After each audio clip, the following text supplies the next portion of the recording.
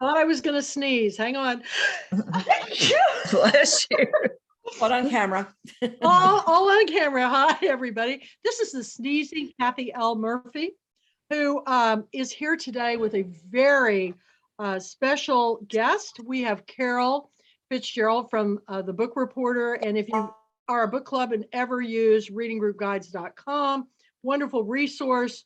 She is connected to so many authors, so many programs, so many. Go to her website, which Mandy has posted on the chat, but she's here today with some authors and she's going to be interviewing them. So I'm going to turn over this session to Carol Fitzgerald. Thank you for coming back, Carol. Thank you to the Queen for having me. It is so nice to be here. Absolutely so nice to be here. So I'm also the host of the Book Reporter Talks to Video Conference podcast series. So I'm going to do this interview with our two authors, similarly to what I do on those interviews, just to give you a taste of what's going on. And first of all, I'm going to give you some quick bios on both of our authors. And I'm going to do like not your traditional bios. I'm going to go a little bit different. I'm not going to do everything about both of them. Okay. I'm going to start with Deborah Goodrich Royce, resides in Connecticut and Florida. She's joining us from Connecticut today, freezing cold Connecticut. And besides her work as an author, I have been impressed with the numerous renovation projects that she and her husband have done, namely taking on the Ocean House in Rhode Island. And I want to talk to her in this conversation a little bit about how renovation work kind of parallels writing and what you have to do to strip things down to build them up to be something beautiful.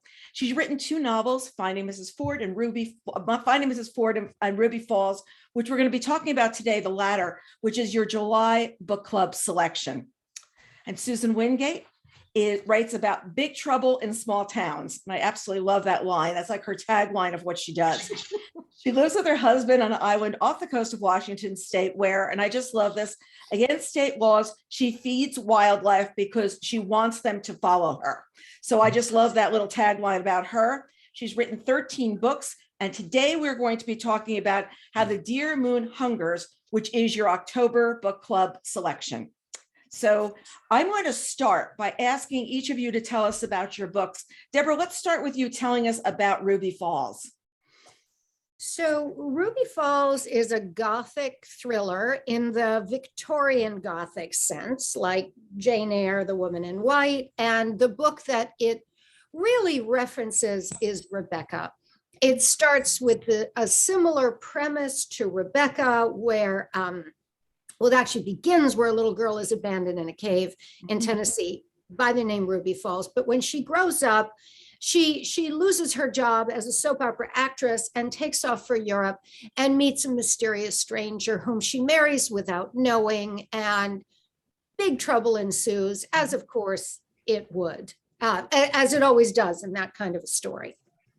And definitely trouble ensues. I read the book yesterday and I was just there like, wait a second, I've got to talk to her all about why she enjoys writing Gothics, because believe me, the storyline was there. And I was at the beginning, I think I'm reading one book, and then all of a sudden the action starts to flip. So we're going to get into that later on, because I just found it so interesting, because I'm like reading one story and I think I'm really into exactly what's going on. And I learn, not everything is what you think. Okay, Susan, how about if you tell us about How the Dear Moon Hungers? Sure. How the Dear Moon Hungers is a coming of age story about two sisters, Mackenzie Fraser and Tessa. Tessa is 7 years old when she is killed by a drunk driver. And the story is really a tale about how Mackenzie deals with her grief, how the family deals with their grief, and you know, how she's blamed by her mom for Tessa's death.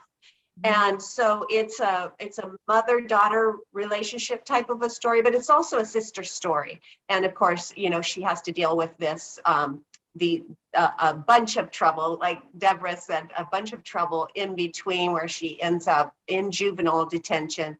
And I hope it rings true.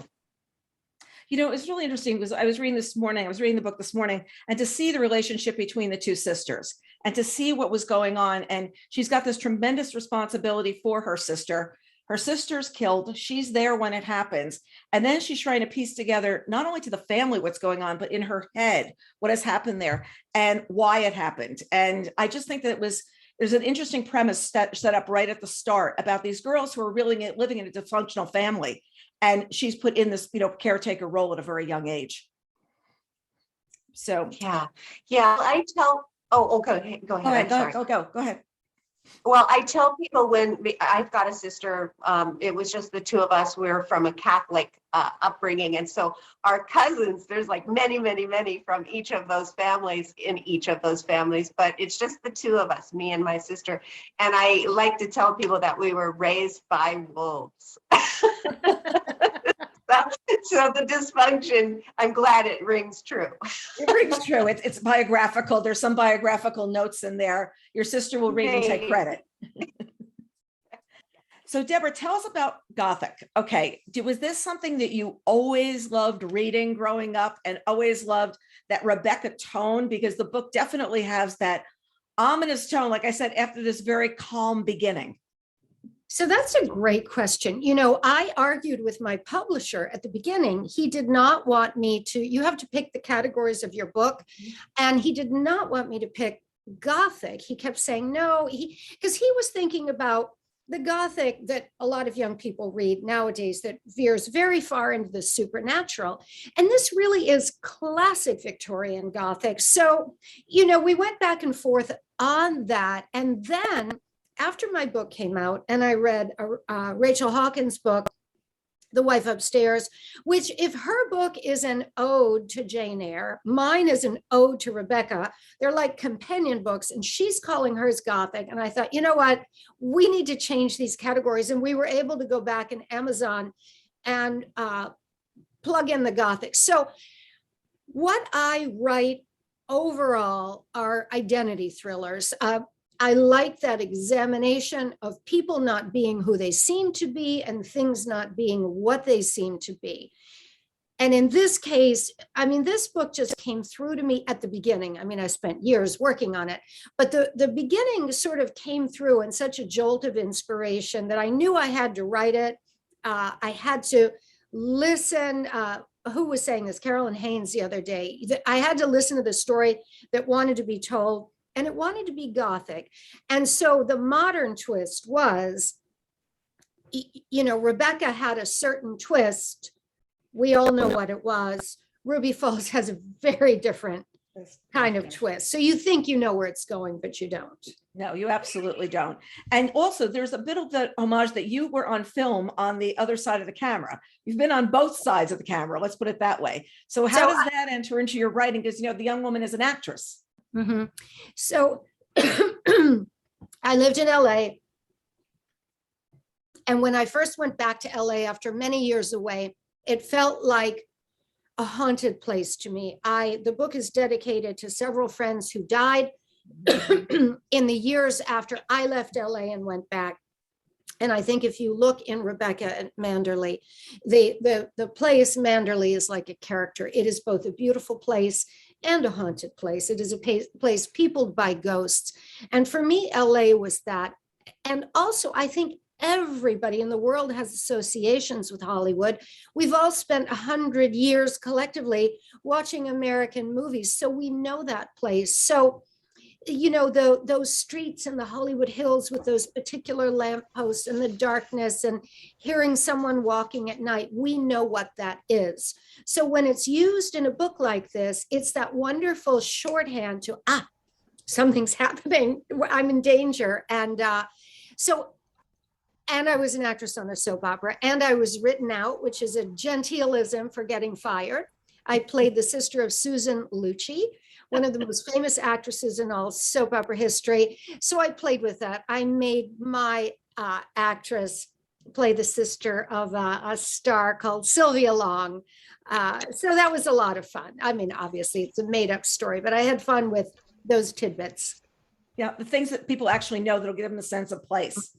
Susan, you write about the dear moon, and I have always been fascinated. I've always said I want to write a book with the moon as chapters, and it's the harvest moon and all the different moons. So tell me about your connection with talking about the dear moon. It's in 2 titles of your books. Yeah, I love the phases of the moon. I go out and I say it's waxing gibbous, it's half moon, it's null, it's waning.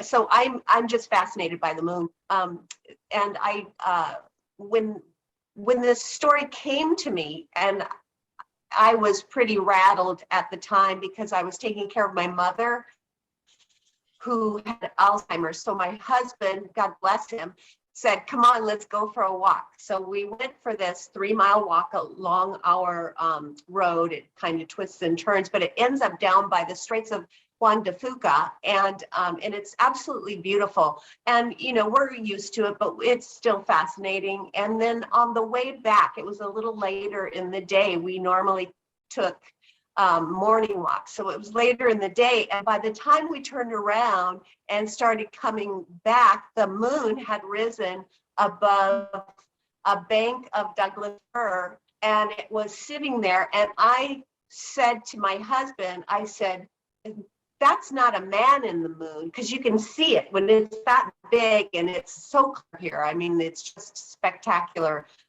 air here. I said, that's not a man in the moon, that's a deer. Can you see the deer? Can you see the antlers?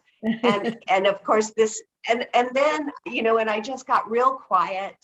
And I was just watching that moon, and the girls in my head just whooshed by on their bikes. And that's that first scene, where they're riding their bikes at night. But yeah, fascinated by the moon. I've written tons of moon oriented or focused, I should say, poetry. So I love the moon. I mean, the sun is one thing, but I grew up in Phoenix, so I have a love-hate relationship with the sun.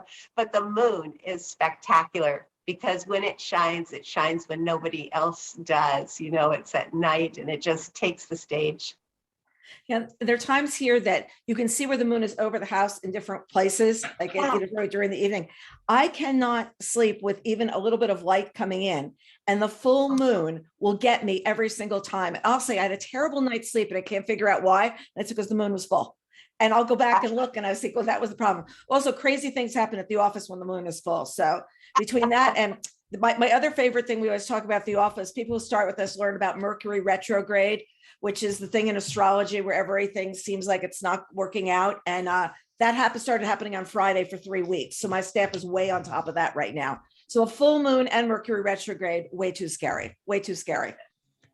So Deborah, so you did a lot of restoration, you've done a lot of building restoration, something that I absolutely would love to see each phase of, because I'm absolutely in awe of people that can take someplace and recreate it into something more fabulous. Were there any parallels between this and writing books where you have to strip everything down and start? Is there parallels, or am I crazy?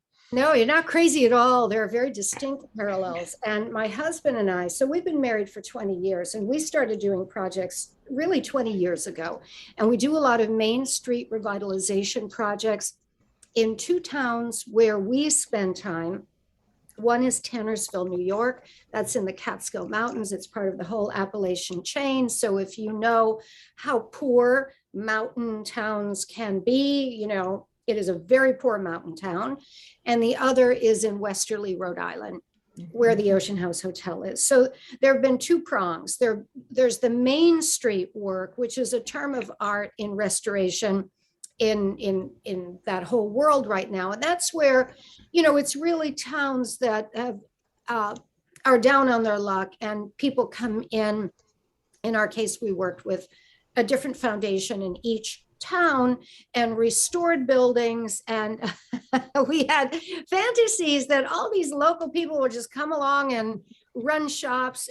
In New York State, we had early on grants for people to start their first year of business. And things have gone along in fits and starts in both of those areas. But, knock on wood, they're mostly going well. And Tannersville, New York just got a huge grant of $10 million from the state of New York. due to the work that's been going on there for the past 20 years of real community involvement in restoring these properties and building up the town. Then the other side of what we've done has a commercial aspect, although I would hesitate to say it's profitable. We have done a few hotels. We've done the Ocean House Hotel in Watch Hill, Rhode Island, which is a triple Forbes 5-star, high luxury Victorian seaside wooden hotel on the Atlantic Ocean. We've also done the Deer Mountain Inn in Tannersville, New York, which is cozy, you know, Adirondack Lodge style. And they, you know, they're commercial businesses, but don't do it if you need to make money from it, but it's very fulfilling. So one thing, and I'll wrap it up, I have taken increasingly a back seat on those projects as my writing has become much more my focus, because yeah, it's all very consuming and very taxing and very fulfilling, but it is a very similar, take it all apart and start from the foundation. Yeah, my son's on the historic committee here in our town, believe it or not, in New Jersey. And it's interesting to see how he'll go in and look at certain buildings in town to see if they are ones that should be at least noted in some way, even if they're not on the historic sites, like a register. And it's very interesting for me to see like what they do on tours and everything to keep people in the loop on what's going on. So anything. So my father's family, they were all from Dixon, Tennessee. I know Mandy's from Middle Tennessee. So those are my roots. But my father's family 100 years ago moved to Mayfield, Kentucky. And so I grew up visiting Mayfield, Kentucky, and I've looked at pictures of the devastation and those beautiful buildings that they built 100 years ago to a certain standard. I don't know who's going to come in and build them again. And that's crushing to see what happened to a town like that. And how quickly it can just be, this is what's gone. Yep. In a second. Mm-hmm. So Susan, you live in the Pacific Northwest, which gives you definitely a lot of material to work from. Where you live is, I take it, kind of remote, so that it's, as a result, you can write things where you're understanding people that are in that kind of a circumstance. So tell us about like where you get your inspiration from. You know, and I can't remember who I told this to the other day, but I was on another interview. I can't remember. And I outed this. Every room, every setting piece that's in a house or around a house or around the main house where the family is, and basically all of my stories is here at my house. It was something that I had a mentor, and I don't know how many of you out there have had mentors as someone to help you in the beginning, but Michael Collins was my mentor, and he told me that that's what he did. He did it so that, I mean, basically it's a very lazy thing to do, really, when you think about it, because you know exactly where everything is, you know how many steps it takes to get from point A to point B, you know the color scheme, you know all of these things, you know the outside intimately, you know every needle on every fir tree that you pass by, you know, it's just very vivid. So the material is already here. Now, outside, of course, of the setting are the town people. And I'm telling you what, it is crazy. When I moved here, again, from the city, from Phoenix, I moved here and there was I think he worked with the gas company. So everything, you know, at my range is gas, we've got gas stoves everywhere throughout the house. And so the guy that came out to help me with my stove and do things, because I got a new one, you know, I did some renovation. God bless you, Deborah. That's hard. His name was Droopy. So, I mean, these are the kind of town folk we have here. Droopy, and there's a Lumpy. I mean, it's just like the craziest people, and it's just fascinating, and they're wonderful, and they're sweet and dear. So, you know, it's not, we're dealing with characters, you know, anyway. And in Phoenix, of course, we've got characters in Phoenix, but I think of them more as like corporate characters in Phoenix for whatever reason. Um, and but here it's that small town. People are very intimate with each other. Everybody knows, honestly, everybody knows everybody's business. When my husband and I started dating, it was huge news, huge, because Bob was like, I mean, big news.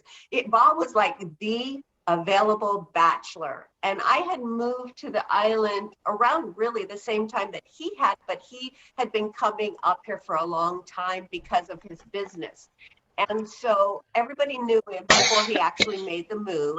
He moved first on a sailboat, and then he bought a little place, and then he bought at the Cape.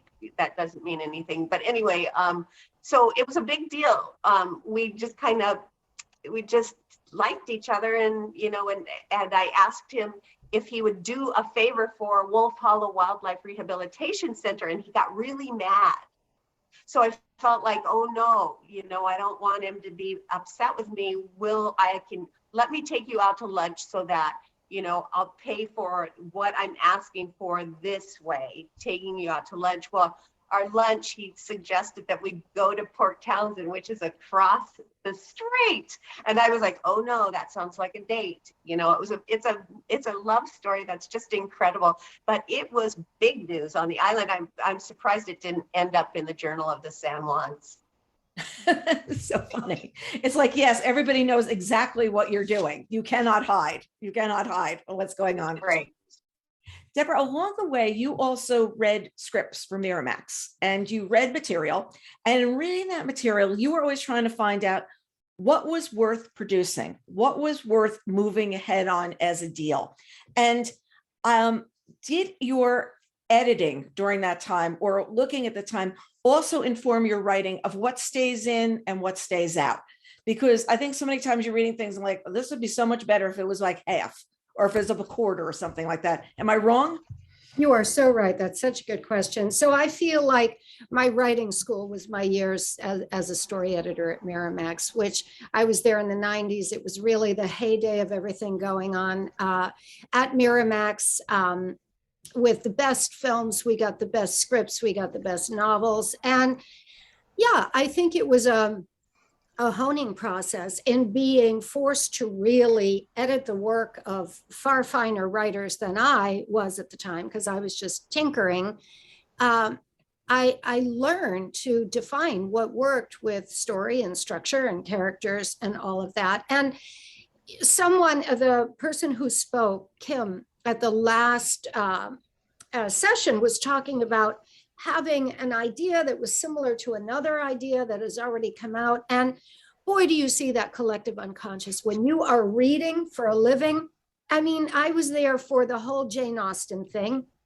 I was very instrumental in pushing for Doug McGrath's version of Emma, the one that they did with Gwyneth Paltrow.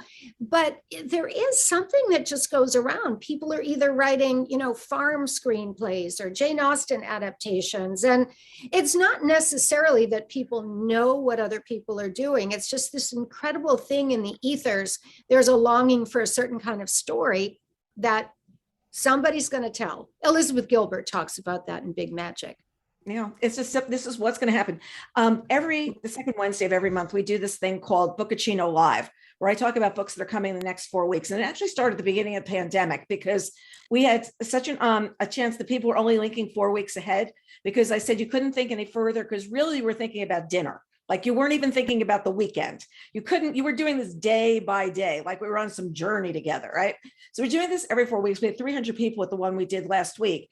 And when I start reading about the thrillers, it actually gets amusing as you read about the book copies for each one. It's like, and they did not know what would happen. A surprise happened here. And so much of the copy reads the same, where we get into there's certain tropes that we're talking about that were in 5 years ago that now would never work in a book. You just never would sit there and think about this. And then all of a sudden you end up with a number of witches, or you end up with a number of whatever, and you go through these phases. You're right. Just as you go through phases in movies. And then yours has got to be the best, the one that rises to the top, either that or it's just another. It just becomes another. Yeah. It was interesting. Those years at Miramax. I remember going over to Miramax Books. I can't remember what books we were talking about. We started the site in 1996 on AOL. Yes, dial-up days. And I remember going over when Miramax was starting Miramax Books and having meetings and talking about what was coming out. And what I always loved was there was not a lot coming out. There were very selected books coming out each month. And I think that for publishing, honing a line like that means so much. Instead of it being, 100 books coming out during a season, it's just X number and how you can maintain them and work with them from there. And there's a lot of care and handling that can go on when you're doing things like that. Yeah, and that was Tina Brown then, right? Yeah. Because I was at Miramax then. Yeah. That was my era. Yeah, it was an exciting place to work. Yeah, it's like I was at Condé Nast for 17 years, and Tina was at Vanity Fair when I was there. Mhm. So it was, but they're very different times. And when we think back on that, we never work today. There are things that would work at certain times, and they're just, how are you going to, translate that? Be it a book to movie company, which was such a brilliant idea. Do we see that really happening now? No, not the same way. Not the same. Not the same way at all. No, nothing like, happening like that. So Susan, you've got this huge love of wildlife. Do you have any animals of your own? Yes. In fact, I've been wanting to tell this to Carolyn Haynes for always. She has 15 cats, and I had 15 cats at one time. I'm down to 4 now. But from that same 15, of course, there was attrition. But so I've got 4 cats. I have one outnumbered little dog named Joey. He's going through, he's a rescue. He's such a good little boy. And then I have doves and 1 pigeon. So you definitely have the menagerie. I do. And also I have one little, now she started out wild, but she is absolutely the most precious little thing. So she started out wild. I think this is something that we can all learn from. She started out wild, and she is a raccoon, and I call her Peggy Sue. And the reason I call her Peggy Sue is because I started feeding her eggs. So I was saying, here's your eggie, Peggy. I mean, it's like insanity here, but she comes almost every single day when at around, I don't know when she's going to show up because she is out in the wild, but she comes and she'll grab the egg right out of my hand, and she eats her little bowl of kitty. Oh, she's absolutely precious. I just adore her. So yeah, because she became more tame, it's like, wow, that happened, so yeah, it's really great. Yeah, my only experience with the raccoon was we were at a lighthouse off the coast of Miami. I was down there for the Miami Book Fair. My sons were with me. I had already been up the lighthouse. The 2 of them are going up, and I'm sitting writing the newsletter, sitting at a picnic table. Literally, I can write any place. So I'm sitting there typing away while they're up touring, and they're making gestures of me from on top of the lighthouse, and I'm not paying attention. And then these people at these picnic tables around me are going, Miss, ma'am, behind you. And right behind me on the picnic table were these 2 little hands coming up, and it was the raccoon. So now I am climbing onto the picnic table. The boys are watching me from up on top. They're trying to get down as fast as they can. And I've got to figure out how I'm going to get to the car with the raccoon. And all I'm thinking is, if they're out in the daylight, they're rabid. So like, what am I really going to do? It was one of those. So that's my adventure with wildlife. And believe me, he went like that way with the boys teasing him. And I said, let's just get in the car. We're going back to like civilization. I said, I just can't do it. And I want to say one thing, that is a myth about them being sick in the daytime. That is a myth. And Kathy, am I wrong? Yeah, you're absolutely right. And when I first moved here, I thought they were so cute. They'd come and eat, at the little dish I put out for my cats, until one day 15 of them showed up. I mean, big ones. And then I realized that I didn't need to leave food and water outside for my cats. No, there's no reason. But believe me, I was in the total wrong science phase and just wanted to get back to the Miami Book Fair. There we go. So how do you both start writing? Deborah, let's start with you. Do you have the kernel of an idea? Do you write a really messy outline? Do you write a really messy first draft? What do you do first? So Ruby Falls was very particular. The first 2 chapters completely downloaded, almost written into my brain. That didn't happen with my first book or my 3rd book, which is coming out next year, or the one I'm working on now. So that was a really unique experience. The one I'm working on now an idea came, and I usually start writing notes. I just take pages and pages of notes, not really an outline, kind of what if this and what if that, and could she be doing this and could she be thinking that, and could it be the husband and could it be this and could it be that. So it's like it helps me to start writing, but there's sort of a more of a freestyle period to it. I often do a timeline. I keep timelines going. Finding Mrs. Ford is a dual timeline in 2 time periods, and then it's told twice, so it's non-linear twice. And that I really had to timeline out, but I don't completely outline a book, but I do have extensive notes, and I update my notes as I go along. So are your notes handwritten, or are you, everything is on computer? Computer. What I do handwritten is editing. I will, when I have, let's say I've got, 50 pages, I'll print it out. I'll sit on a sofa with a pen and go through it that way. It's just a different thought process for me before I go back to the computer. That's really only the handwritten portion I do. Although I take notes at night in bed, which I think everyone does. When you wake up in the middle of the night, you're like, oh my God, there's the idea. And I'm, writing in the dark, and then I have to see it the next day or read it. It's a little inscrutable, but mostly on my computer. Or if I'm out, I take notes on my phone. Yeah, notes on the phone. The note on the phone is the best. I always go into email and I write everything in drafts. Like as I was reading your books, I was making notes in the draft section so that then you can just go pull it later on. The secret is writing the newsletter every Friday. That's what I do. I keep putting things in there all week as they come up. Either that or you're writing cold, and it's really hard to write cold. It's just to sit down. It's with that. I used to be way back at the beginning, Microsoft Word, and that thing would just blink at you, and it'd be like, you have no words, you have no words, you have no words, unless you started writing on the page. So, Susan, how about you? Where do you start? Is there a messy first draft, or what are you doing?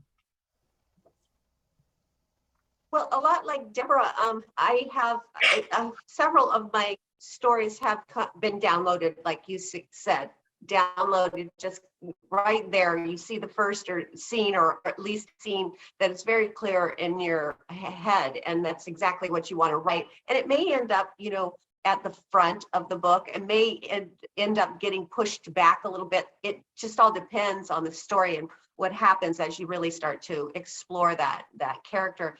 And then, I just, I always think, why do I care about this character?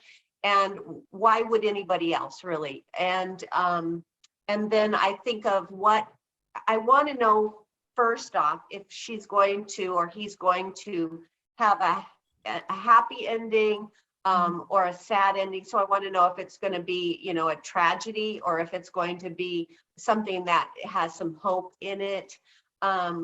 And so I know those two things. I know when I start writing, I feel like I know the beginning and the end, the very end. And then I think, okay, so why is it a happier ending, or a happy ending, or why is it a tragedy?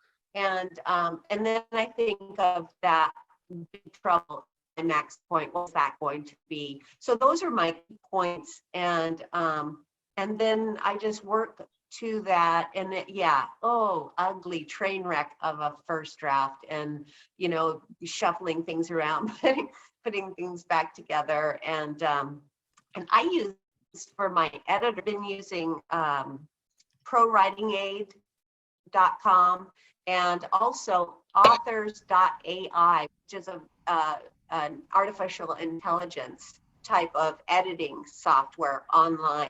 So, and it shows you your beats are, which is really awesome. So it helps you with your flow. You can actually flow of your story up and down, and then those beats of the key beats. So yeah, but it's really ugly. Yeah, it starts out really, really bad. It's got to get honed from there. Now, Deborah, at what point does your book go to your editor? Like, how many drafts in? Do you usually take a couple? And if start there, just to the editor. So that's a great question. So Reef Road, the book I just finished, which is set in Palm Beach in the pandemic, the real shutdown of March 2020, which I started in March 2020. I did not show it to an editor till I really had a draft and had done rounds of polishes myself. So it was about 14 months on that. Before you did it. And then do you feel like along the way you've learned so much that you learn what they're going to come back with and say, you know, tighten this up? And there's certain little things that you've just seen along the way that you don't have to make that mistake again because you already know that you paint yourself into a wall or whatever. Does it get easier, in other words? For me, I don't know. I compare it to acting. I think a lot of times you can think something is your best take as an actress and the director prints another one. You don't always know. Reef Road, the one I'm working on now, it had me concerned because the narratives, the two storylines are so different. One is a very contemplative, internal, like journal entries of a writer who's very obsessed with the murder of her mother's best friend. And the other storyline within the book is very hard driving, almost noirish thriller. And I kept thinking, is anybody going to get this? Are they going to be irritated that the rhythms keep changing? And they're all saying, oh, it's the best thing you've ever written. So what do I know? I mean, you think you know, but you don't know in a way, you know? And it's like, could the Times take it now and they couldn't take it a couple of years ago? If I did that before, it may not have worked. Well, it's a reminder not to get too formulaic. I think you have to kind of just sit and write what you're really called to write. And boy, was I called to write this book that's coming out next year. My mother's best friend was murdered. I did a tremendous amount of research on that real unsolved murder, and I really had to write it, whether it worked or not. So, yeah, there was like the story was going to come out, and then we'd have to work the rest of it around it, no matter what happened. How about you, Susan? Does it go to an editor at some point, or do you have somebody who you send the book over to for comments?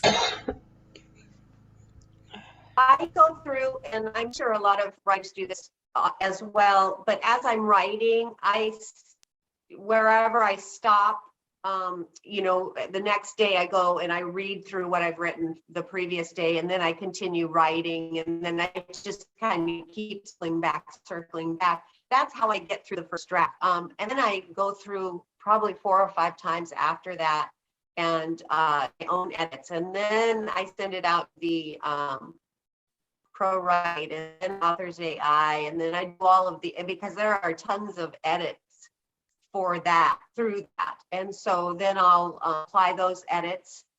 You know, of course, if I agree, and I mostly do. If it changes voice at all, you know, no, or if it's something weird in dialogue, no. But and then I have 2 independent editors that I use. And then it'll go to a publisher or to Chip, my agent. But I want to have it as clean as possible. I just think it's fair, you know, only fair to send it to somebody that's going to be reading it. Don't you agree, Deborah, that you don't want to send them something that's just all that? yeah. Yeah, you want to work through a lot of kinks on your own. And that's why this latest one was 14 months before I really felt I probably had a draft in 9-10 months. And then those remaining months, it was me going back and editing on my own till I thought it was ready to see what was wrong with it from somebody else's point of view. Yeah. And you still have pandemic to play with. There was still pandemic to keep playing with. It's just on and on. Yeah. The other Carol, day, I'm just going to interrupt just a second. We want to open it up a little bit so that sure. our readers Thank you. and everybody who's watching could ask any 3 of you a question. Okay. So I want you to know that I have on one of my deer costumes, Susan. We have so much in common with my little forest friend. So I just brought one of them out to show you. And I want to open this up. Does anybody have any questions for Carol or Susan or Deborah? Yes, Jacob. You're on mute. Oh, yes. Okay, now you can hear me. I have a question for all 3 of you. How do you deal with writer's block when it comes along? Because I know it can last for a long time. So how do you guys deal with writer's block? So I want to You take take that it. one first. Okay. So my joke, which is not a joke, is I had writer's block for about 50 years. And then I've had, a really good run since then. So I don't know if it comes back. I feel like for me, hitting my mid 50s, I could always write a sentence and, structure things. But once I hit my mid 50s, I had more ideas than I had in younger periods of life. So I say that as sort of the ray of hope to younger people who often are convinced that they have to do everything when they're young. And that just wasn't my experience. So that's my funny but real answer. Who's Susan, next? how about you? Sure. As for me, I have 3 different stories going on right now that I'm working to. So that helps me because they're each different. And so, but when you think about it, stories will resolve similarly each time, depending on the genre, of course. So I try not to have writer's block. And so I just keep 3 documents open, 3 stories open at all times. And I work on an hour on one. I have to spend 1 hour on one, 1 hour on the other, and 1 hour on the third one. And then I'm done for the day. I have a lot of things going on here. And so I have to be very, segmented in how I approach my writing. Plus, I'm in an MFA program. So it's, a lot of work going on as far as writing so that, I don't feel like the spigot is ever off. Just for me, I just write a newsletter that goes out. Well, we do the reading group guys one on Friday nights. And there's some Thursday nights I turn to the team and I say, I have nothing. I really have nothing. And I've got to come up with something tonight. And then all of a sudden, like something will click and you just write. But it's those notes during the week that really help. So Kimberly's is saying our 50s feel like throwing a storyteller switch, don't they? And it's true. And I think that a lot of it is some of the responsibilities of your life have gone away. And now you have more free time for you. Am I right? I always say I felt like I got the real estate in my brain back when the youngest child left the house, and I love my children. And I love all those women who write books while raising 4 children, and God bless them. I wasn't one of them. No, not enough time. Alice says my 50s were similar, a firehouse of ideas all of a sudden. What's that about? The sense of running out of time. I don't know if it's running out of time or having more time. I think it is having more time that you don't have to be responsible for every single thing. We see these pictures of adorable children on Instagram. Everybody's got their cute little babies up. No one cries. No one throws food. No one does any of those things. And we have this very edited life going on now. And you realize life is not that perfect. It's really messy. And it gets a lot cleaner when the kids get older. It doesn't get completely clean, but it cleans up a lot. Is that possible that that's the way I'm thinking? Totally. Carol, I yes, felt that absolutely. cone of silence. And I think many people experience that I just didn't have that ability. I mean, I did lots of stuff like all of us. I mean, all those projects, but a lot of that was busy work, which is very compatible with the raising of children. You can have the phone here and stir the pot and do all those things, but writing is that whoosh, and it requires time. Mm-hmm. Mm-hmm. Kathy, were you saying something? I was just saying, absolutely. And that's kind of the way this book club convention is. A lot of people say, well, you've got to do it, I want it very organic and authentic. So if I sneeze at the beginning of a panel, that's life. That's the way it is. When we're doing these live Zooms, I never know what's going to happen. And I never know what's going to possess me to put on a deer hat. So I embrace that. That's the story that we're all on this journey together. We're sharing our stories. So Carol is a premier presence in that exact genre. So yes, I consider her a mentor. And I really think what you guys are doing is the conversations. Anybody else want to jump in? There. I'm not. Yes, Wendy. Go ahead. Yes, I've went to about 2 years of film school, and I've written 4 books now. And is it my imagination or are screenplays just tremendously more difficult than books are. So my question to you is maybe directed toward Deborah, if you're writing film. First of all, am I accurate in that? Are they more difficult than novels? And would you say that the market for that is as tight as it used to be, or what would you say in regard to that? And because they're very, very different animals, that's for sure. And I have one book that is also a screenplay, so it's just a very different thing. And what is your sense on that as far as Yeah, so I couldn't agree with you more. I do not feel that I am a good screenwriter. I've written one screenplay when my first husband was leaving me. I had this kind of, black comedic sort of Othello about a woman who thinks her husband's leaving her and decides to kill him. And I was able to pound out a 60-page treatment, and I brought in a friend who's a screenwriter to help me polish it. And we got a grant for it, but we never really went farther with it. I don't feel like it's not my natural skill set. I mean, you're putting in, smash cut or slow fade, or it's structured, in acts.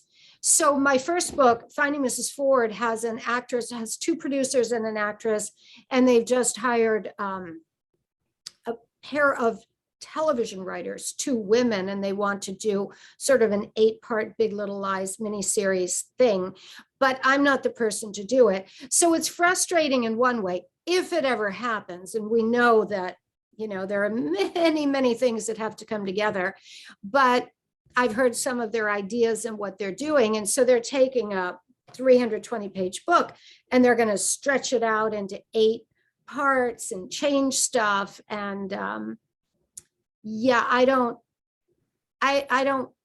have a lot of confidence, even though I had an editorial job in that world. So I agree with you.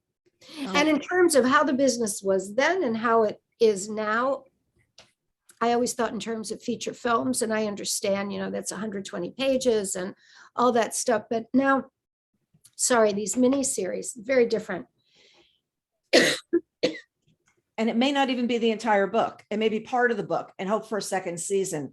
Wendy, the one thing I'll share with you is for advice on this is I interviewed Sochelle Gonzalez, who wrote Ogiljoly's Dreaming.